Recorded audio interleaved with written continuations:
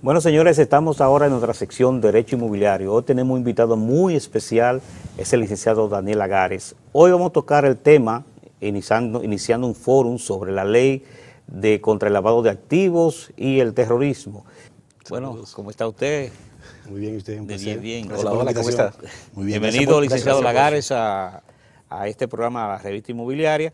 Y ya usted parte de la familia, porque realmente va a iniciar, esta sección va a ser de usted prácticamente cada 15 días, ¿no? Gracias, eso siempre.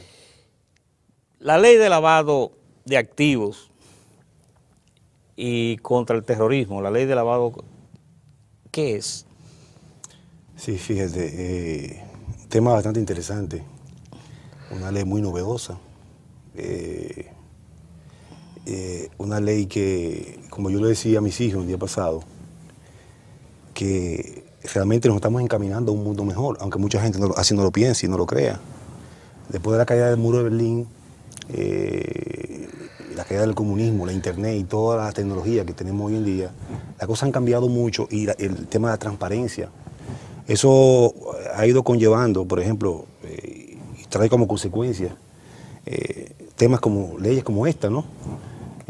Por ejemplo, una ley que viene a regular todo lo que es el mercado informal, viene a regular el lavado de activos, una ley que modificó, derogó la 72-02. Estamos hablando de la ley 155-17 del 2017, es una ley reciente. Fue promulgada en mayo de 2017. O sea que prácticamente no tenemos jurisprudencia aún de ella, en la Suprema Corte de Justicia, mucho menos en el Tribunal Constitucional. Pero sí, una ley muy severa, sumamente, porque viene a aplicar sanciones penales, que a diferente, por ejemplo, yo diría que la historia de la República Dominicana no habíamos visto, porque estamos hablando de que tenemos sanciones mínimas de 10 años de prisión en esta ley.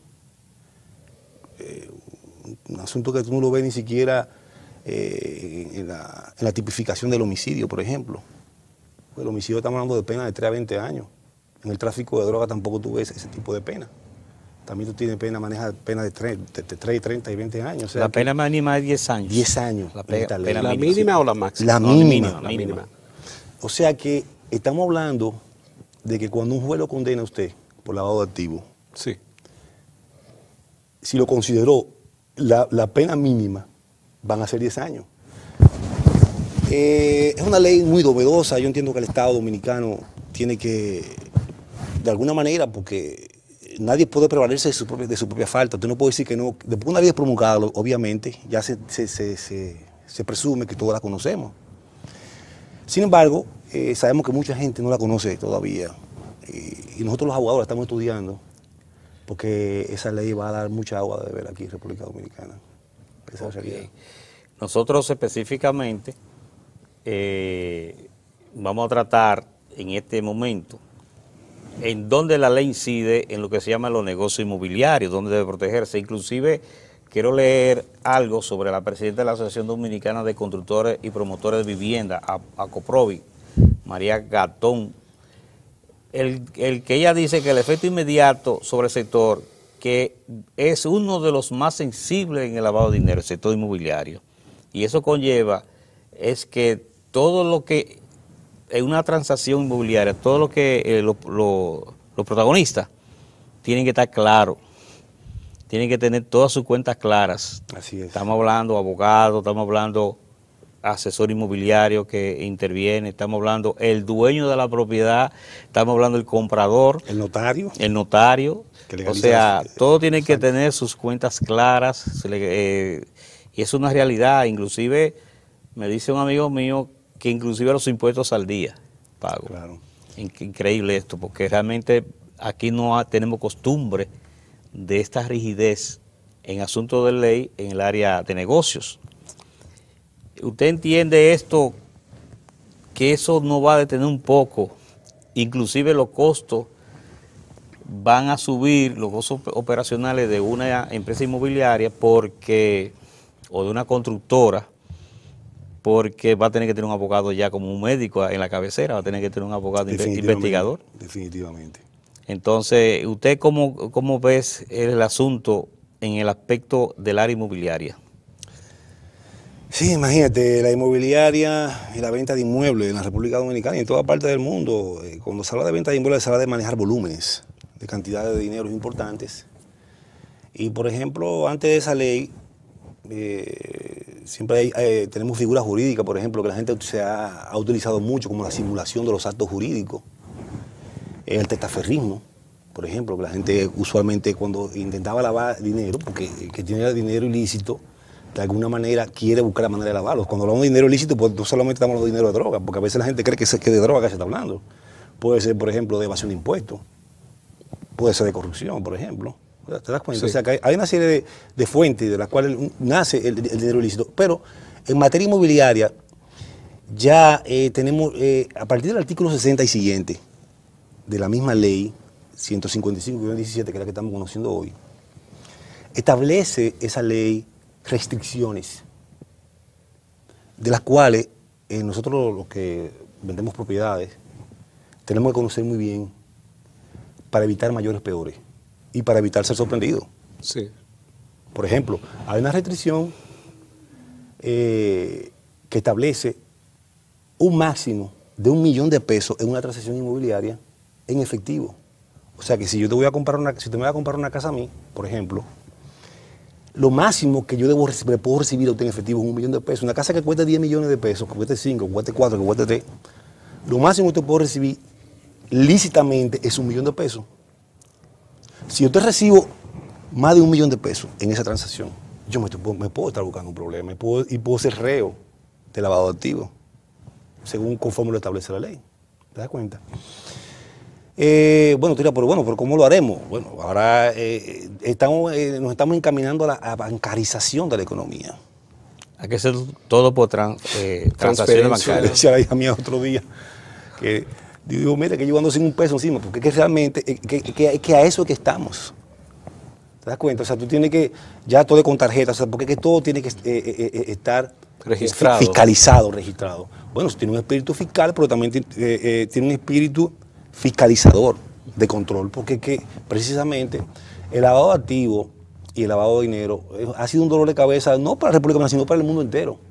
Y por eso tenemos leyes como esta, que son leyes que tienen su naturaleza y su génesis en los tratados internacionales. Por ejemplo, esa ley, si tú te lees el artículo 260 de la Constitución, porque es una ley impuesta, nosotros hemos sido obligados, porque no sé si tú te recuerdas que a principios de la década de los primeros 2006, por ahí, 2004, no recuerdo, si tú no recuerdas, hubo hasta la muerte de un senador que sí. se atribuyó, o al menos lo que pudimos nosotros ver de lejos, fue eso lo que pudimos ver. O sea que es un asunto es un proceso que viene la República Dominicana y el mundo de organización, porque ya la guerra está pasando de armamento a una guerra comercial. Y eso lo han entendido las grandes potencias, ¿te das cuenta? Entonces queremos decir, por ejemplo, una empresa constructora debe tener cuidado al adquirir solar, tiene que investigar al dueño, tener una referencia real sobre la adquisición de ese propietario, cómo adquirió ese solar. También tiene que tener en cuenta los suplidores de materiales de la construcción también. De dónde voy a comprar los materiales, esa persona que me está viendo los materiales también tiene que tener, diríamos, transparencia, vamos a hablar de eso, ¿no? La constructora también, el abogado, la persona que le compra después los inmuebles, también tiene que tener una investigación o un registro sobre esa persona, pero no obstante también no podrá recibir, como hasta ahora muchas constructoras han recibido dinero en efectivo, ya nada más puede referir como recibir $1 millón. A partir de ahí tiene que ser a través de transacciones bancarias. Así es. Fíjate, nosotros por ejemplo, el día pasado le vendimos una casa al Banco Central. Y yo hacía mucho énfasis, una casa para un empleado del banco, una casa económica que no llegaba a $3 millones, por cierto. Pero hacía mucho énfasis en un formulario que ellos le llaman Conozca a su cliente. ¿Te das cuenta?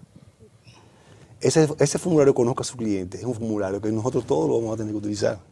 Mandatorio. ¿Y dónde uno busca ese formulario? Bueno, un formulario que tú lo vas a elaborar según las condiciones que la misma ley te especifica de los elementos legales y que podrían convertirse en un ilícito, que tú tienes que manejar las informaciones, porque el que se te vaya a comprar, pero no solamente en la casa, eso pasa, por ejemplo, el que va a comprar un carro también. La ley establece en los mismos artículos 60 y siguientes, establece también una restricción a los dealers, creo que de un máximo de 500,000 pesos. Creo que sí. ¿Te das cuenta? En el asunto de los casinos, también en la venta de joyas, de prendas, todo eso, todo ese dinero, ese volumen va de dinero. Va a tener restricción cualquier transacción sea de lo material. Claro, y yo creo que definitivamente es yo pienso que hay gente porque la ley es severa, pero yo pienso que es una de las mejores formas o maneras de combatir la corrupción. Indudablemente.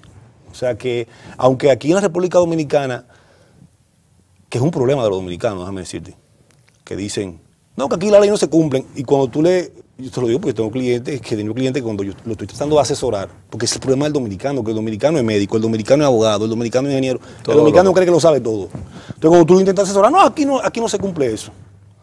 Bueno, a veces tú ves, por ejemplo, leyes que no se han cumplido, que tú entiendes que no se han cumplido de tu óptica, en una tercera persona, pero Ortega se habló del hombre y sus circunstancias, hay que ver cuáles fueron las circunstancias. Correcto. Pero yo lo que digo es que para que esas circunstancias no te sorprendan, ¿verdad? Prevenir. Hay que prevenir. Porque usted sabe que son 10 años mínimo. Definitivamente hay que cuidarse. Hay que cuidarse. Y vamos a suponer un caso. Una constructora le vende a un cliente que fue investigado por arriba, pero en el fondo su dinero es ilícito, por evasión de impuestos en los Estados Unidos, por ejemplo. O sea, un manejo, tú sabes que aquí se usa la doble contabilidad. Entonces, cuando tú haces doble contabilidad, ya tú estás haciendo una situación ilícita, ¿no? Adquiriendo dinero ilícito. Claro. Si en un escándalo ese comprador se descubre una evasión de impuestos, la constructora ya le vendió, porque no había, esa investigación no había sido terminada. En el momento que la constructora le vendió, no ha habido la acusación directa, y se descubre todo eso. Y empiezan a embargarle prácticamente, porque se embargan todos los bienes. Claro. En ese momento también la constructora puede ser afectada.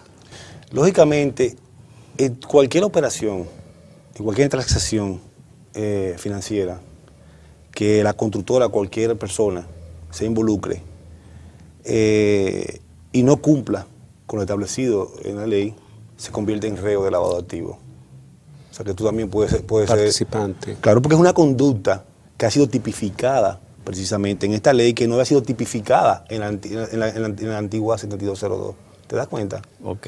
Y ese es uno de los cambios que esta ley ha venido a traernos, novedosos y severos, en las cuales ahora somos nosotros los que estamos vendiendo.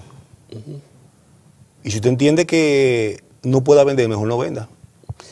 Porque si usted va a vender para meterse preso usted mismo, mejor no venda. O sea, es un asunto que es una ley que ya hay empresas dedicadas al asesoramiento en materia de lavado de activos que están ofreciendo sus servicios, porque las necesidades van creando órganos, como tú comprenderás. Sí.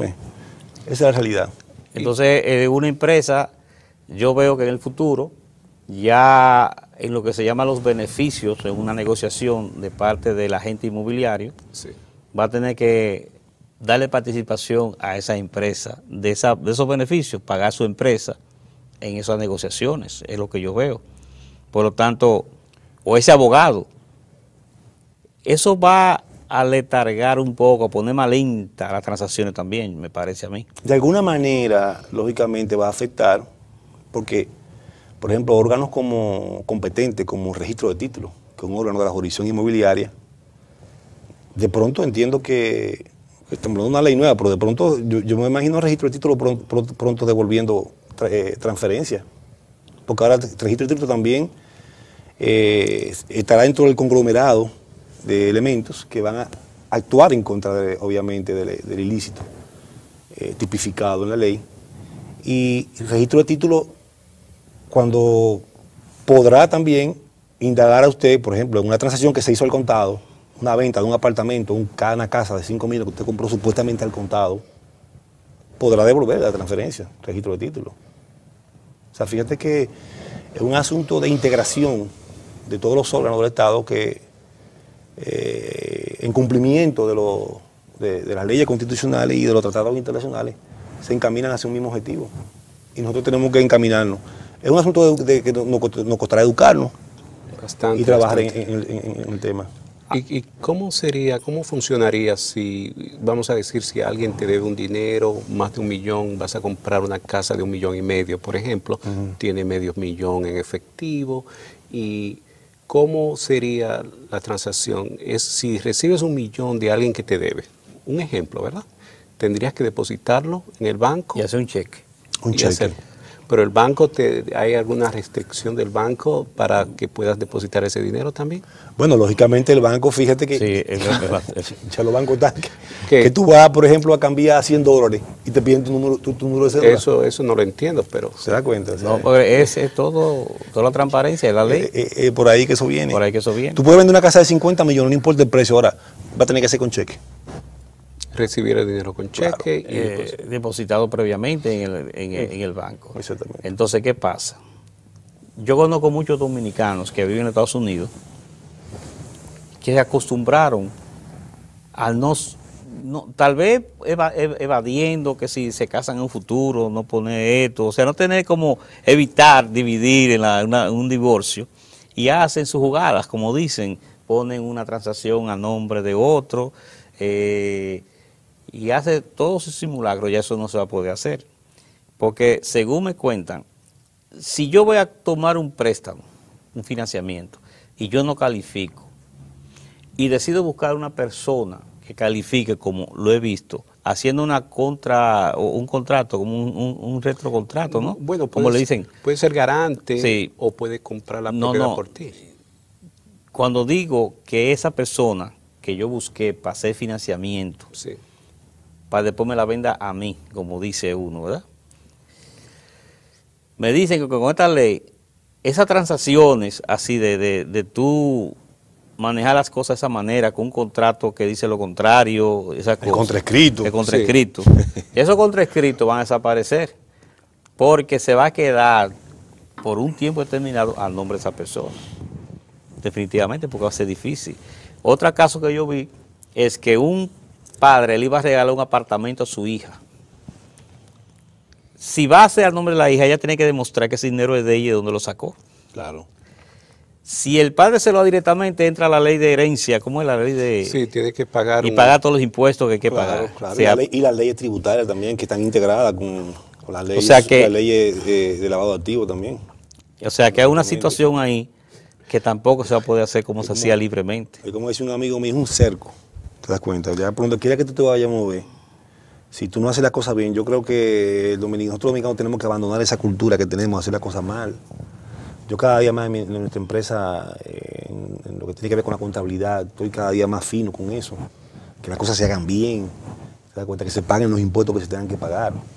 Porque es que por esa cultura que tenemos de Evadir. de evasión de impuestos y de que todo lo que hacemos tenemos que hacerlo mal. ¿Tú entiendes? Una cultura que yo creo que ya es hora de que no acostumbran, porque cuando tú compras algo, creo que te preguntan antes de registrar tu compra, ¿con factura fiscal?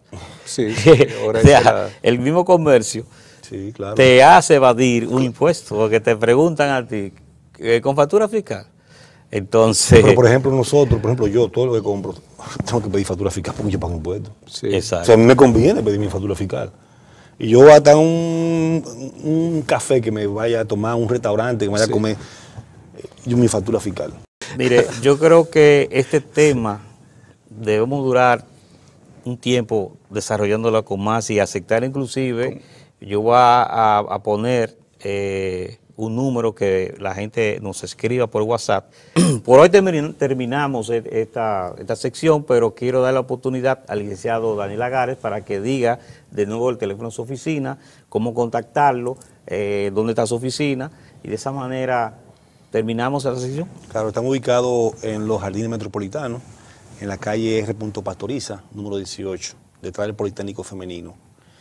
Nuestro teléfono es 809-233-2666. 809-233-2666.